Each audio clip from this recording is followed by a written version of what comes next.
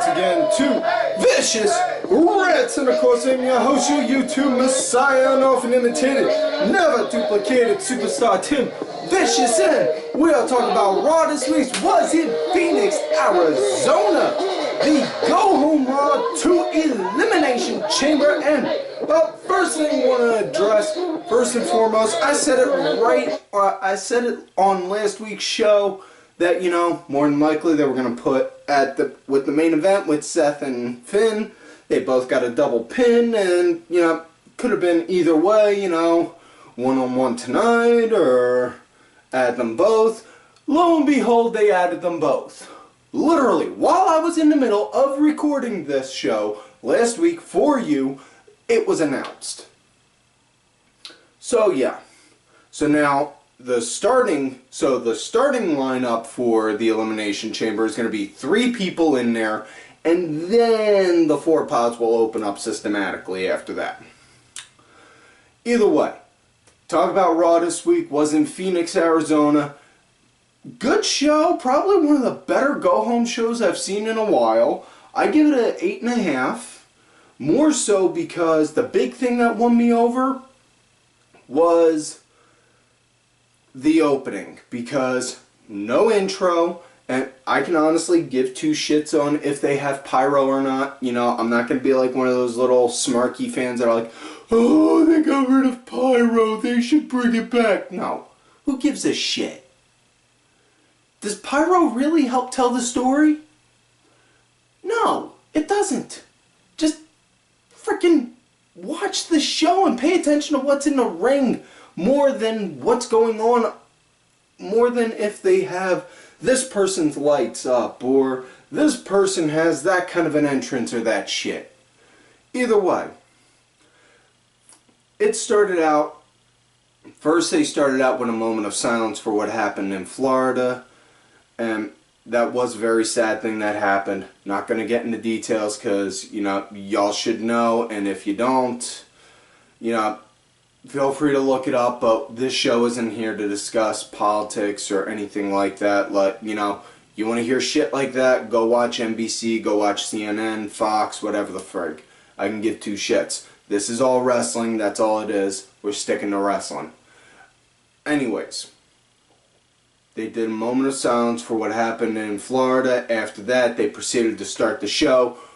Roman came out, and Gauntlet match, all 7 competitors for the Elimination Chamber competing against each other, and starts off Roman Reigns, Seth Rollins, the Big Dog versus the CrossFit Jeebus, and that's pretty much the only jokes I really got for it. Anyways, nice start with these 2. You know, it was really like a good buddies, methodical. You know, hey, I can one-up you. Oh yeah? We'll watch this. We'll watch this. You know, way to start it, you know. Nice back and forth, you know. Roman, you know, wound up leading, and eventually Roman controlling it and playing to the powerhouse factor for Roman, you know, as Vince would say. Look at him. He's a powerhouse. God damn it. He's huge. Oh, yeah. Okay, enough creepy Vince McMahon impression for tonight. Sorry to disappoint if anyone wanted more. But, good. It was good start, good lead in for it. Seth wound up getting the win, doing a quick roll-up on it. Next thing you know, he winds up having to go against John Cena himself next. And Seth, right off bat, boom, tried to get him real quick, couldn't get it. And then cut the commercial, they come back. Cena, you know, he's working Seth, and I gotta say, I was honestly impressed with the way this went, because, for starters, between Seth going with Roman and Cena, that was an hour just of itself, which, golf clap for them, you know. Pretty sure that's in the Seth's in the record books for longest televised match in Monday Night Raw history, or longest televised wrestling match, period. or something like that. But either way, it was great storytelling all around. Really, the thing that really impressed me with this more than anything with Seth and Cena was on how Cena, he kept playing like he was the elder statesman and like, do 2 or 3 moves, take him down, go for the pin, 1, 2, kick out. And then just kind of look down like he was giving that judgmental, boy, you don't know when to stop, do you? Or he would give that, what the fuck does it take? Don't you know how to die? Kind of look. And I absolutely loved it. You know, I thought it was great. And just, not only that, I mean, honestly, think about it. Rewind the clock 4 to 5 years ago, we would have been begging on our hands and knees to get a match like this on Monday Night Raw. You know?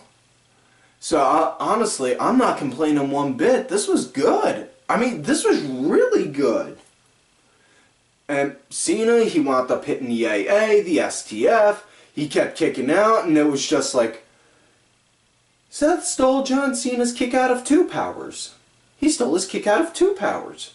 First, Cena stole it from The Undertaker when they did that infamous handshake after Cena had his match with Angle. And then, now Seth stole it from him. That has to be it. I mean, that's my personal theory anyway. It's my story, I'm sticking to it. That's my story, copyrighted. Is it? Is it, Wade? Damn it. Anyways, he even tried doing the Super AA. Seth stopped it, did the superplex, and then floated over to do a Falcon Arrow. Kicked out. Seth eventually got the win on Cena doing the curb stomp. Next thing you know, boom, faces Elias. Elias, right off bat, boom, just starts ripping into Seth like crazy. Now at one point, Seth starts nursing his knee, and, you know, playing to that. Okay, all well and good. You know, Elias, he winds up working that, and it's good back and forth for a little bit, but all in all, in the end, Elias wound up getting the win, hitting the drift away on him, which case then after that, everyone was just like, it looked like the crowd was pretty much all but emotionally dead until Balor's music hit and then Finn came out. So, right after that though, you'd see as Finn's walking down, he's like, hey, good job, Seth. As Seth's getting hobbled, as Seth's hobbling back, and, you know, crowds start chanting, thank you, Seth, which rightfully deserved on that one, you know. That man definitely earned his spot. If that doesn't say he is a top fucking guy, I don't know what the fuck says he is not a top fucking guy. But either way, next thing you know, he goes against Finn. Nice match between these two, you know, shades of yesteryear when these two were feuding with each other, you know, and started working Finn's shoulder a little. It was decent. Finn got the win quick with the coup de grace. Next thing you know, Miz comes out. Yes! Been waiting for this feud to start up between these two with Miz and Finn, you know, and this is just really laying it on good. And honestly, Finn Balor, Miz, WrestleMania, Intercontinental title, be perfect. Miz can have the nice glitzy, glammy Hollywood entrance. Let Finn come out with that dark, creepy demon entrance at WrestleMania of all fucking places. You're gonna, even if it's in an open, the fucking roof for the arena in New Orleans is gonna pop off when they hear that shit, you know. But either way, as far as with Finn and Miz, you know, really liked it. Really liked the pace and the way that they carried this match, you know. Didn't really see, you know, Miz's flunkies going at it too much with them. But they did wind up playing a hand at it in the end. Miz had the ref distracted, and then Bo grabbed Miz's arm, boom, flinged it down, and then walked away like, oh, yeah, hi guys, hey, what's up? Like nothing happened. Next, you know, Miz then, boom! Skull Crush finale, 1, 2, 3. Miz wins, which leads to the last person. Braun. And yeah, right when Miz... You could literally see the exact moment when Miz's heart stopped and realized, oh fuck, I gotta wrestle Braun Strowman now. It's just, whoa. He did, and next, you know, Braun came out. Miz tried making a run for it. He caught him. Braun just proceeded to kill him. And I mean, he killed him mercilessly. The whole time I'm watching, I'm thinking, please, please don't stop. He's a father-to-be. Let him get a chance to see his newborn child first. And Miz wound up eventually getting some nice shots in, but all in all, in fruitless effort, and, you know, Braun won via a power slam on Miz. So, yeah. Honestly, and like I said, honestly, I think, calling it right now, I think Braun Strowman's going to win at the Elimination Chamber, and then win against Brock Lesnar at WrestleMania, just because Brock has beaten him once, one-on-one. Brock has beaten him when they had the triple threat match. You know? And Braun even said at the end of the triple threat match, you never beat me. You never beat me. So, that just tells you right there. That laid down the foundation for their next match. And that's gonna... honestly, I think that one is gonna steal the show. I think if those two have a match at WrestleMania, you know, that's gonna steal the show, and Braun is gonna cement his legacy right then and there. Going from being in strongman competitions to next thing you know, boom, being a world champion. Anyways, also want to note that Gauntlet match literally took up almost the first hour and a half of the show. So, you know, which was again really nice and different. Again, I always stress that, you know, do something different. It never hurts. And lo and behold, they did something different. Look what happens. Not only did they do that, they started off the show with a match instead of a 20 to 25 minute promo for a match that leads later in the night. And we got a decent fucking match that took out the first chunk of the show. Now, next matchup we had tag action. Sheamus and Cesaro going against Titus and Neil and Apollo now, because apparently, well, according to some news feeds, and I jokingly say the word news feeds, they were going and saying that you know, they didn't want that Apollo Crews dropped the name Crews because of the Florida thing, whereas, you know, literally like an hour before he even said that, somebody wound up hitting it up on Twitter saying Apollo dropped the Crews part in his name, you know, because management wanted it, and Terry Crews was pissed because he had the name, and Terry Crews even said on Twitter, he took my name, which is kind of counterproductive considering when Apollo Crews debuted on the main not even on the main roster, back in NXT, he said, hey, good man, good luck man, really dig the name, carry it well, you know. But yeah, some idiots, you know, some fuckknuckles out there on Twitter that like to say their news feeds take a page out of Dave Meltzer's book and, you know, hear little whispers here and there, and then go and make a mountain out of a molehill and, you know, throw a whole bunch of random bullshit on top of it. I always say this. Don't believe everything you read on the dirt sheets, because 99.9% of the time, you never really know if it's true. I mean, hell, as much as I shit on Meltzer, and it's rightfully deserved, he was wrong for most of 2017. For fuck's sake, you know? Don't believe everything that any of the dirt sheets put out there, folks.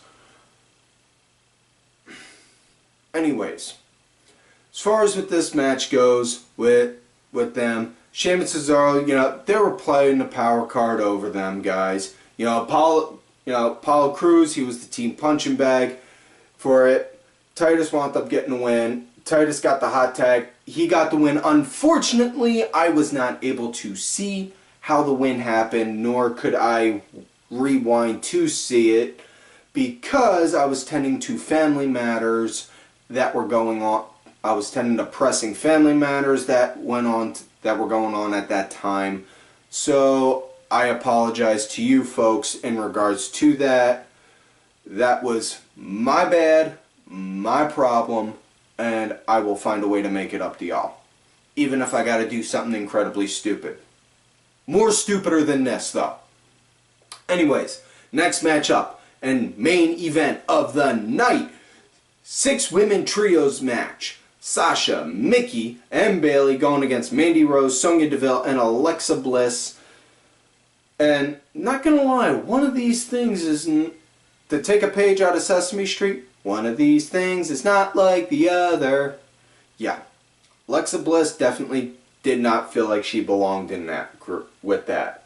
But, you know, they needed something in the last minute, or I don't want to say last minute, poor choice of words. They needed something to help build up for the go-home show to the women's Elimination Chamber match. And, well, they couldn't necessarily do a gauntlet match like they did with the guys. You know, time constraints, and not only that, you know, it would be too... Ugh. But either way, as far as the match went, you know, the faces, they were in control at the start, and the heels, they started to pick up the control right as they went to break, and then when they came back. Yeah, Bayley, she was the team punching bag, or not just Bayley, I'm sorry, Bayley and Mickie James were the team punching bag. Sasha, she got the hot tag in, she started clearing house. Thing noticed though with Sasha, and I don't know if it's been going on regularly. I gotta go and watch. I may have to go back and watch a few of her matches, but man, she tends to do those double knee drops on a lot of times, and I can't help but think, you know, girl, them knees are gonna be killing you in about another 10 years if you keep doing that.